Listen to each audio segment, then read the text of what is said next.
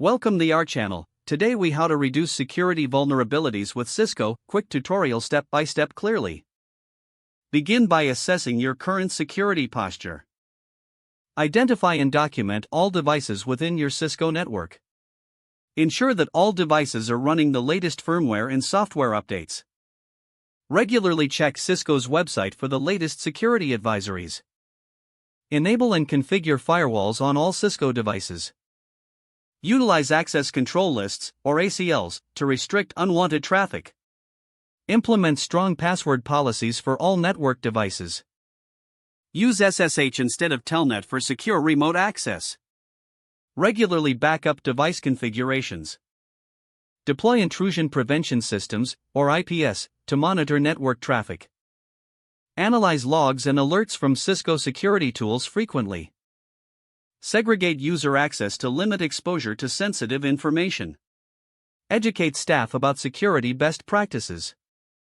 Incorporate multi-factor authentication wherever possible. Schedule routine security assessments and penetration tests. Stay informed about emerging threats and vulnerabilities.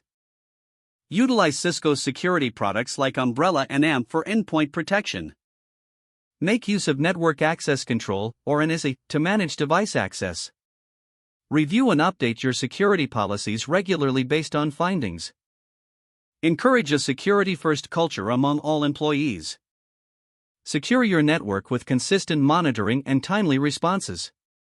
If the page does not load, refresh the browser or try again in a private or incognito window. Make sure you are using the correct email address, then retype it carefully to avoid small typos. If your password is not accepted, use the reset option and create a new strong password you can remember. Check your spam folder for verification or security emails, then complete any requested confirmation steps. Enable two-factor authentication if available to improve account security and reduce unauthorized access risk.